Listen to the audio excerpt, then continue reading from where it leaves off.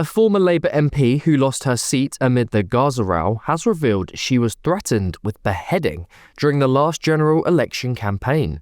Kate Hollern, who represented Blackburn from 2015 until 2024, says the weeks leading up to polling day were the most frightening of her political career. Speaking to independent Blackburn journalist Aleeza Isa, Ms. Hollern said she experienced unprecedented levels of harassment, intimidation and abuse. She claimed that at one point she was told she would be beheaded and on another occasion accused of worshipping a false god. Ms. Hollern said she also saw images of herself shared online, covered in blood, and was repeatedly shouted at by people accusing her of having blood on her hands. She told the interview the campaign atmosphere was very distressing and left her fearful for her safety. The former MP lost her seat by just 132 votes to independent candidate Adnan Hussein, one of 5 independents elected on a pro-Palestinian platform. Her defeat came amid widespread anger among Muslim voters over Labour's stance on Gaza, after Sir Keir Starmer declined to back an immediate ceasefire following the 7th of October Hamas attacks on Israel. Ms. Hollern said polling day itself was a mixed bag, describing abuse and harassment in parts of her former constituency. She said the experience was so frightening that she stopped allowing her grandchildren to visit her home, adding it took months to recover from the fear. Despite Labour recognising Palestine as a state last year, tensions remain, with independent pro-Gaza candidates expected to make further gains at local elections this spring. The Israel-Gaza debate has been subject to plenty of discussion on GB News. We're living in a time of what feels like pretty significant social change, and it makes us question things that we've even taken for granted for decades. And one of those at the moment that people are wondering about is actually money. Is the money in your bank account safe? Should you be investing elsewhere? Are we looking at a potential global crash? What will it mean for your savings? Is there a way that you could be using your money that might be outside of government control even? Well, TallyMoney is potentially one solution. So I'm delighted to say that I'm joined today by the CEO and founder of TallyMoney, Cameron Parry. What is TallyMoney? Well, at TallyMoney, you basically get gold you can spend. So we give people an individual account in their name, everyday account. They get a sort code, an account number. They use that account just like they would pounds from their bank, but it's milligrams of gold that we brand as Tally. Okay. Why would you do that, though? What is the benefit to the customer instead of just having a normal pound sterling account?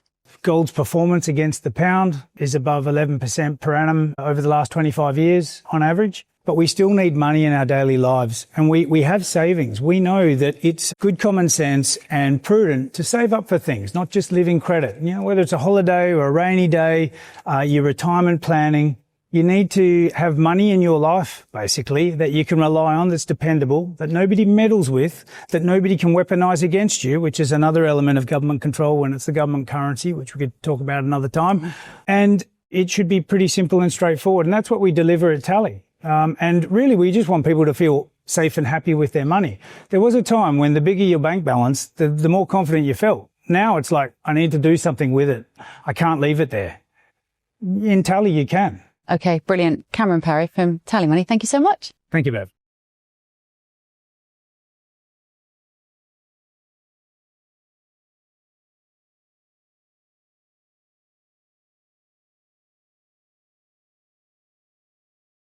And maybe not so shocking, a new poll suggests a majority of British Jews feel unsafe here in Britain. More than half now believe they don't have a long-term future in the United Kingdom as anti-Semitic attacks and abuse hit record levels. 6 in 10 say they have considered leaving the country altogether, blaming rising hostility, weak policing and a failure by politicians to act following deadly attacks and months of hateful pro-Palestine protests. Well, Jewish leaders warn that anti-Semitism is becoming normalised in Britain and say a community that has lived here for centuries is now questioning whether they still belong here. So, I'm asking, is Britain still safe for Jewish people. Joining me down the line now is writer and broadcaster and commentator Jonathan Sakadoty. Jonathan, always a pleasure to have you on the show. Thank you for joining me this evening. I'd like to start by asking you how you feel about the response of the Australian government. The Prime Minister has toughened gun laws. I've linked toughening gun laws to saying, well, why don't you just ban cars and knives while you're at it? Because obviously you're not really getting to grips with the root cause of the issue. But what's your response to it? Well, there was a rather dark joke going around last week which said that Australia was toughening up on this by banning Hanukkah. It's similar sort of idea, I think, because obviously banning guns or getting rid of guns more than they already have in Australia might help. But as you point out, I think the issue is not necessarily the guns. Obviously, that was a large part of it, being able to carry out a shooting like that. But it's actually the Islamist anti-Semitism, the Jew hatred.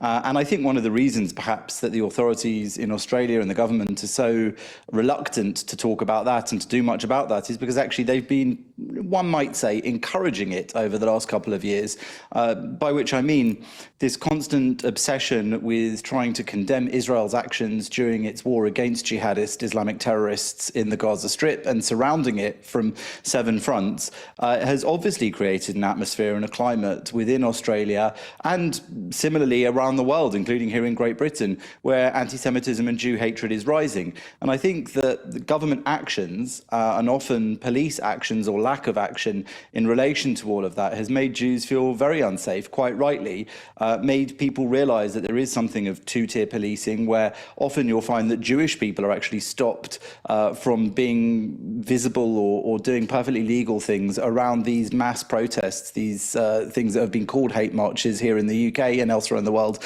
And I think that's one of the reasons, perhaps, that it's easier for politicians to concentrate on gun control rather than to concentrate on Islamic Jew hatred control. Indeed. Jonathan, I had a friend text me, Jewish, he's one of my old bosses actually, and he said he was talking about this story and he said, you know, he's scared. He's even thinking about leaving the UK himself. It's a terrible situation to even consider that Jewish people in this country would have to consider leaving to be safe. Where on earth would Jewish people go, first of all? Where would they feel safe in the world? And what can the government do to make Jewish people feel safer in Britain? Yeah, well, that's an easy one. The place where Jewish people should feel safer is Israel. Now, that might sound counterintuitive to some people because just about 2 years ago, quite a lot of Jewish people were slaughtered there by Muslim terrorists from the Gaza Strip. And indeed, Israel is constantly under fire. But the difference, I think, that many Jewish people who are considering emigration to Israel recognise is that there, at least, it's a country which knows the problem, knows the battle it's in and knows what it's fighting. And I think that when I've talked about Islamic Jew hatred in Australia or here in the UK, it's also worth mentioning that far left, extreme left hatred as well, which has seeped into our Labour government, it's the same in Australia, is a very big part of it as well, whether it's because they have aligned views on Jews or whether it's because there is an element of fear of upsetting a particular part of their electorate or really there's a whole range of things which are layered on top of each other that's meant that there is this almost collaboration between the far left and the Islamist Jew hatred movements around the world that's making things much worse for Jews, but also much worse really for all Westerners, because these forces are not just set against Jewish people, which they certainly are, but they're also very much set against many of the freedoms that we have in the West, and Jewish people really represent those. In fact, Jewish people and Jewish culture and Jewish law is often at the origin and heart and foundation of many of those liberties that we enjoy. So I think it's important that all of these things should be addressed. Jonathan Sakadoty, thank you so much for joining me. As ever, a brilliant guest. Thank you for joining me this evening.